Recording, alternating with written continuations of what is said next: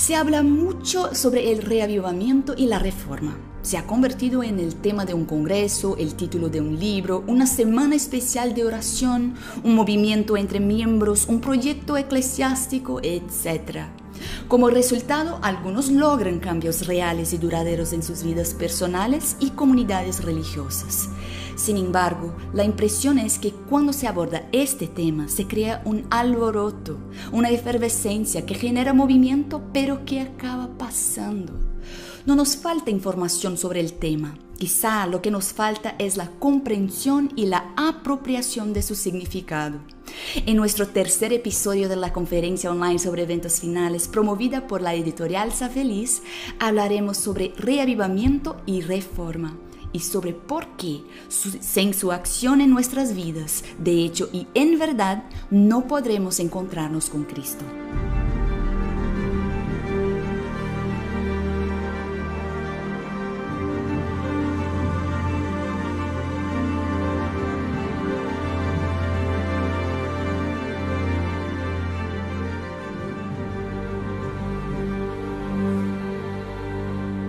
Para ayudarnos a entender este asunto, tenemos el privilegio de recibir a Jerry Page, teólogo y secretario de la Asociación Ministerial en la Asociación General.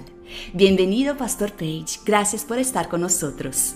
Pastor, explíquenos de una manera muy sencilla qué son el reavivamiento y la reforma.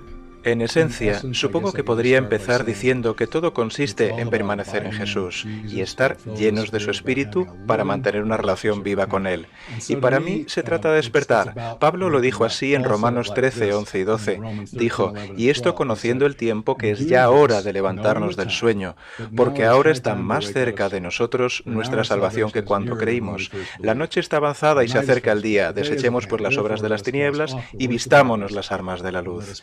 Ahora bien, esto lo escribió hace miles de años. Cuanto más nos acercamos a estos eventos finales anunciados aquí, más razón tiene Jesús de decirnos, despierta, pueblo mío. Apocalipsis 3, Joel 2, todos estos pasajes de la Escritura, como 2 de Crónicas 7:14, y podría seguir. Las 10 vírgenes, ya sabes, todas estaban durmiendo y Dios nos dice, despierta.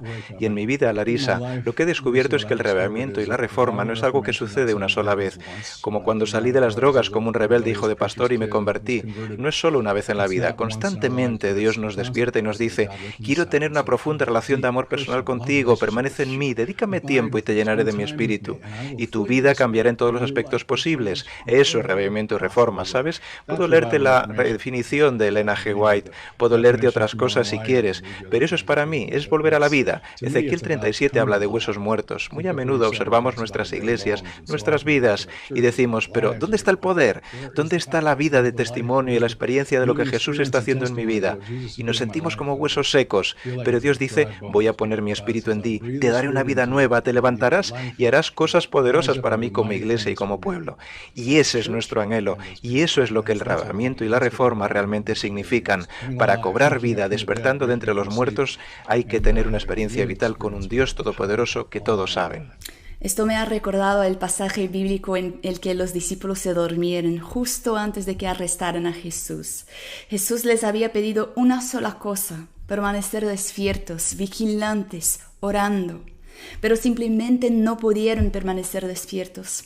Elena de White dice que su sueño fue de tristeza, y eso me conmueve porque a primera vista culpamos a los discípulos pensando que los venció la pereza. Pero ¿cuántas veces yo misma también quiero dormir para que desaparezca el dolor? Sin embargo, por alguna razón durmieron, y cuando se despertaron ya era demasiado tarde. Si estamos ebrios de sueño, ¿qué se necesita para permanecer despiertos? No solo para despertar, sino para permanecer despiertos. Y mencionas a los discípulos. Para mí ese es uno de los mejores ejemplos. De camino a Getsemaní con Jesús no sabían lo que estaba pasando, ni lo que era la iglesia, y se supone que debían liderarla dentro de pocas horas. Y estaban discutiendo sobre quién iba a ser el más grande en el reino. Y sé que tú no ves esto en la iglesia a tu alrededor. Yo quiero ser el próximo presidente, líder, primer anciano de iglesia, director de escuela sabática, lo que sea. Bueno, pues ellos estaban discutiendo sobre eso y todavía no sabían lo que era la iglesia. Entonces, ¿qué harías si fueras Jesús? Jesús. Y aquí viene uno de los grandes capítulos sobre reavivamiento y reforma, Juan 13 a 17. Espero que todos estudien esos textos. Hay que meditar en esto de nuevo. Jesús los lleva al aposento alto y les lava los pies a Judas, y la humildad es su primera lección. Le quedan muy poquitos minutos para enseñársela antes de morir. Quiere recordarles lo más importante, lo que les ha dicho antes. Entonces, ¿qué hacen allí? Mark Finley tiene un libro fantástico, 10 días en el aposento alto, y es poderoso. Otro libro, Reavívanos, uno de los mejores sobre reavivamiento y reforma, señala 10 cosas que hicieron allí. Entonces, para despertarse lo primero, dice, es subir al aposento alto. No vayas a ningún otro lado hasta recibir el bautismo del Espíritu prometido. Habla de 10 cosas que se encuentran en los escritos de Elena White, que hicieron en el aposento alto. ¿Qué hicieron para obtener ese reavivamiento? ¿Cómo lo conseguiremos nosotros? ¿Cómo? Lo primero es que estaban orando por el Espíritu Santo, ya sabes, estaban orando para que Dios viniera sobre ellos. Era una intercesión seria, pedían una fe más profunda, arrepentimiento sincero, y tomaron tiempo con Dios, y Dios les mostró cómo arrepentirse, y Dios les dio arrepentimiento, confesión honesta. Se confesaron unos con otros, las barreras, rivalidades, ese deseo de ser mayor, todos confesaron, alcanzaron unidad en amor. ¡Qué bien nos vendría eso en la Iglesia! Acabar con todos los conflictos, estaban unánimes, autoexamen. Nos tomamos tiempo para que Dios examine nuestros corazones y nos ayude a querer confesar, cambiar, ser como Él. Humildad, espíritu de sacrificio, obediencia, rendirse a Dios, acción de gracias y gozo por dar testimonio. Esas son las 10 cosas que hicieron en el aposento alto que los llevó a la explosión del libro de Hechos, y el libro de Hechos es nuestro modelo. Volvamos a leerlo, oremos por eso. Cada capítulo está lleno del poder del Espíritu Santo trabajando a través de personas que no tenían títulos, ni dinero, ni recursos, ni edificio de iglesia, ni conferencia general. No tenían nada de todo eso. Y eso volverá a ocurrir de manera similar, me temo. ¿Sabes? Quizás Dios nos tiene que quitar estructuras, programas, cosas de las que dependemos, y solo con aquellos de nosotros que tengamos aceite en nuestras lámparas, el Espíritu Santo sabrá qué hacer y Él se encargará del resto. A lo largo de la historia, pastor, hemos visto varios reavivamientos.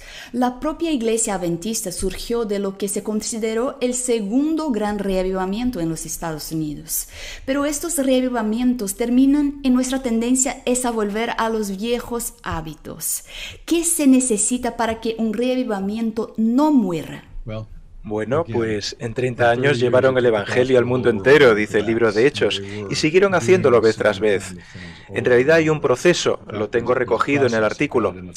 En el libro de Hechos, en Hechos 4, por ejemplo, después de Hechos 2, de 1 y 2, primero esperaron. John Maxwell cuenta que ellos oraron durante 10 días, predicaron durante 10 minutos y miles se convirtieron. Hoy tendemos a orar durante 10 minutos, predicar 10 días o 10 semanas y no tenemos éxito. Pero cada tiempo tiene sus obstáculos y persecuciones. Ya sabes, a Pedro y a Juan los metieron en la cárcel y ¿qué hizo la Iglesia? Se reunieron todos juntos y oraron y ayunaron. Lo que ocurrió en el pasado puede volver a suceder una y otra vez. El Espíritu Santo muestra el camino. La tercera cosa que sucede es que la palabra de Dios es predicada con poder. La cuarta es que la gente reacciona. Unos se convierten y se unen para formar parte del movimiento y otros lo rechazan o empiezan a perseguir. Y por último, la Iglesia crece dramáticamente. Una y otra vez los mismos pasos ocurren en el libro de Hechos. Así que nosotros, para reavivarnos, debemos hacer lo mismo, permanecer en Jesús, tomar tiempo con Él, orar por el Espíritu Santo, llevándole todo en oración y ayunar siguiendo su palabra. Y cuando el Espíritu Santo viene, algunos lo rechazan, otros no, pero nos movemos hacia adelante en el poder con la misión, comprometiéndonos a dar testimonio. ¿Preguntas cómo mantenernos en marcha? Janet y yo lo sabemos y se lo decimos a todo el mundo. Hay que dedicar tiempo para estar con Jesús, priorizarlo. Preocupado que estés como pastor, miembro, líder, si te saltas ese tiempo no puedes hacer nada sin el poder de Dios. Si te tomas ese tiempo, si te llenas de espíritu cada día, Él te mostrará los métodos, te llegará a lugares que nunca creíste que podrías ir. Basta con volver al libro de Hechos, y Elena G. White dice en su libro Hechos de los Apóstoles que cada miembro debería estar experimentando lo que el libro de Hechos cuenta. ¿Qué experimentaron? Milagros, daban testimonio y vieron a algunos levantarse de entre los muertos, vieron al Evangelio avanzar rápidamente, ciudades enteras convertidas. ¿Por qué ese éxito? Porque estaban llenos del Espíritu Santo, así que si queremos avanzar, como dijiste antes, no basta con mantener la maquinaria en marcha, con hacer cosas. Un gran impulsor de reavivamiento dijo hace años que el 95% de lo que hacemos en la Iglesia continuaría igual si el Espíritu Santo nos fuese retirado, y probablemente no nos daríamos cuenta. Llevamos la Iglesia Iglesia a la manera humana, pero si volvemos al libro de Hechos, el 95% de lo que hicieron se hubiera detenido inmediatamente sin el Espíritu Santo. Así que tenemos que seguir avanzando con el Espíritu Santo todos los días como en un nuevo bautismo, y Él obrará milagros, abrirá puertas o cerrará puertas, como lo hizo por Pablo. Como no podía ir a Asia, empezó la iglesia de los filipenses, la de Filipos. Así que se trata de cada día estar con Jesús. Volver a Juan 15 es tan hermoso, entonces podemos pedir cualquier cosa y veremos milagros. ¿Y hay alguna diferencia entre reavivamiento y reforma o son lo mismo? ¿Necesitan ir de la mano? ¿Cómo funciona? Uno de nuestros mentores espirituales, recuerdo que era una maravillosa mujer de oración. Ella y su marido trabajaban en la ciudad de Nueva York, en la Gran Conferencia de Nueva York. También estuvieron en Brasil por un tiempo como misioneros. Habían tenido tremendas experiencias de oración. Recuerdo un día que alguien le estaba diciendo, ¿sabes? Necesitamos una reforma. Seguir realmente el espíritu de profecía y hacer todo lo que ella dice. Ella no hizo nada para negarlo, pero dijo, lo que necesitamos no es reforma, sino arrepentimiento. Y hay una gran diferencia entre la reforma, que es un cambio de manera de pensar, y las actitudes que necesitamos que tengan lugar para cambiar corporativamente como iglesia y nosotros como individuos. Una luz debe brillar sobre todo en nuestras vidas. ¿Estamos haciendo lo que Dios quiere que hagamos? Necesitamos estar dispuestos a decir, Jesús, ¿quieres que haga esto o que no haga lo otro? ¿Cómo puedo ser como tú? Hay reformadores que no tienen al Espíritu Santo con ellos, y sin el fruto del Espíritu, el amor, la alegría, la paz, la bondad, la dulzura, la mansedumbre, salen y tratan de reformar a todo el mundo. No es algo que funcione. La salud es importante. Ya sabes todo lo que Elena G. White ha escrito, 100.000 páginas, todo es importante. Tenemos que escucharlo, pero ¿cómo podemos tratar de ayudar a otros? Yo creo que siendo como Jesús, con su modelo de amor, de atención, método, simpatía, atender a otros y ganar su confianza. Así que primero necesitamos un reavivamiento y reforma en nosotros, trabajar para transmitir después la gracia divina. Si nos centramos en nuestros pecados, he descubierto que también nos equivocamos de pista. Tenemos que enfocarnos en Jesús, y al hacerlo nos enamoraremos tanto de Él que el pecado nos resultará odioso, porque es lo que lo mató. Así que la clave es nuestra relación con Él. Pero hay una diferencia, el reavivamiento es un despertar. Elena White tiene un documento, la definición, en mensajes selectos. Hay 20 páginas sobre el tema, potentes, fiables informaciones. Dice que el reavivamiento es un despertar, es la vida espiritual cobrando vida, y la reforma es un cambio de actitudes, prácticas en todo lo que hacemos, desarrollar nuevos hábitos y todo eso. El reavivamiento es el motor del cambio, pero ella dice que tienen que ir juntos, están mezclados, y no podemos tener uno sin el otro. Las cosas es que son así. ¿Por qué es tan difícil para la Iglesia mantenerse viva como comunidad eclesiástica? ¿Podría ser el motivo por el que Jesús no ha regresado todavía? ¿Por qué seguimos aquí, Larisa? Como sabes, la Conferencia General hace 10 años comenzó a insistir sobre el reavivamiento y la reforma. Podemos decir que Dios ha hecho cosas increíbles con esta iglesia. Tú lo sabes, quiero decir, hemos visto realizarse grandes cosas. Empezamos con un pequeño grupo de creyentes decepcionados. Dios dijo, llevad los mensajes de los 3 ángeles a todo el mundo. Imposible. Pero oraron y oraron en el huerto, en el granero, durante horas, dice Elena White, y estudiaron la palabra de Dios y consiguieron suscitar un gran reavivamiento. Querían llevar adelante la misión. Ahora, más de 21 millones de miembros. Quiero decir, en todas partes, el fondo del Congo a Mongolia, hasta donde solo hay pequeñas iglesias, pequeñas escuelas. Es increíble lo que Dios ha hecho, pero Él quería volver en el siglo XIX. Esto se le anunció a Elena White, ¿de acuerdo? En 1857 comenzó un reavivamiento y una reforma. Podría haber llegado a la segunda venida de Jesús, dijo ella, pero nos detuvimos y nos dormimos de nuevo. Nos pusimos a amar el mundo se introdujo de nuevo y volvimos atrás, 1888. Debía ser parte del último gran reavivamiento. Cristo nuestra justicia, pero la gente se resistió. Discutimos de teología, nos peleamos y lo perdimos. 1901 dijo que si los líderes de la Conferencia General se hubiesen humillado ante el pueblo de Dios y llorado, podríamos haberlo visto venir entonces. Jesús quería volver en los años 1800. Ahora estamos en 2020 o lo que sea. ¿Qué hace falta para que el Señor pueda volver? Y cuando venga el reavivamiento y se produzca realmente una reforma, ¿cómo va a venir? Me preguntaba esto porque sabemos que los desafíos son mayores. La ventana 1040, Norte África, Oriente Oriente Medio, los países terminados en Istán, India, China, Sudeste Asiático, 1.700 millones de personas que nunca oyeron hablar de Jesús. Piénsalo, ni siquiera han oído el nombre de Jesús. Muchos de esos países apenas tienen cristianos, tienen otras religiones, hindú, budista, musulmanes. Entonces, ¿cómo vamos a hacer la misión? ¿Se van a necesitar otros 100 años? ¿Cuánto tiempo va a tomar si Jesús quería volver ya en 1800? Se necesitan dos grandes milagros, o uno en Brasil y otro en Washington.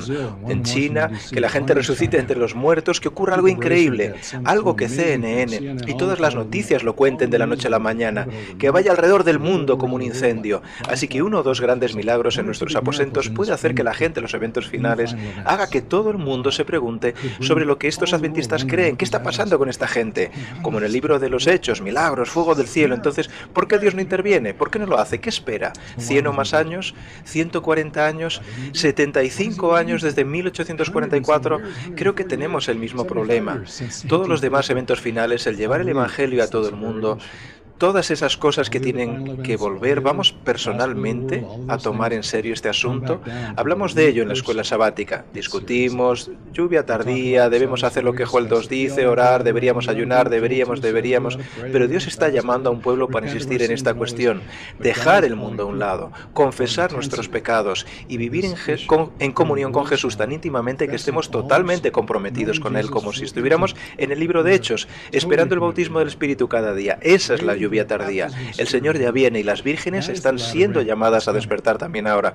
Tendremos aceite en nuestras lámparas, llenos del Espíritu seremos, y cuando eso suceda, la gran última explosión ocurrirá. Elena White dice que el Espíritu de oración accionará a todos los creyentes. Habrá milagros de curaciones, señales en el cielo. Joel 2 dice que hombres y mujeres jóvenes tendrán visiones, sueños, todo esto está prometido. Si queremos ir a Dios y realmente ser llenos del Espíritu, bautizados en Él, debemos esperar en el aposento alto, en lugar de correr alrededor tratando de terminar el trabajo con nuestro propio esfuerzo, siendo derrotados por Satanás todo el tiempo. Él tiene bastiones por todas partes, así que creo que este avivamiento y reforma es algo serio.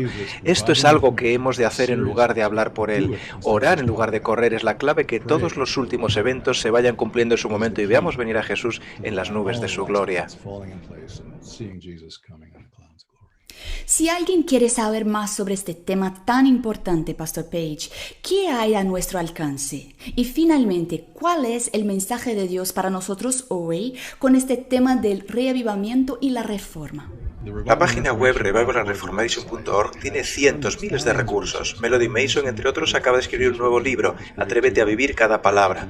En ese sitio web hay miles de recursos para ayudar con la oración, estudios bíblicos, información sobre el reavivamiento para compartir. Así que me gustaría animar a la gente. Muchos lo están usando alrededor del mundo, tiene varios idiomas y todo. Y tal vez otro libro que quiero mencionar de Helmut Hobeil, un libro sencillo escrito por un pastor jubilado. Es Pasos para un reavivamiento personal. Puedes conseguirlo gratis en internet, sobre cómo tener el bautismo del Espíritu Santo en la práctica, en la vida cotidiana, cómo ver nuestros pecados desvanecerse. Así que sí, el sitio web, algunos de estos buenos libros, pero pasar tiempo con Jesús para conocerlo y amarlo. Y Él traerá la victoria sobre el pecado y el poder del Espíritu Santo, como sucedió en el aposento alto. Esa es nuestra oración. Necesitamos más aposento alto en el movimiento adventista del séptimo día, aquí y ahora. Gracias, Pastor Page, por contribuir con nosotros y abrirnos los ojos a la importancia y el significado de este mensaje. Y también agradezco a los que participan con nosotros. Nos vemos en la próxima conferencia. Hasta entonces.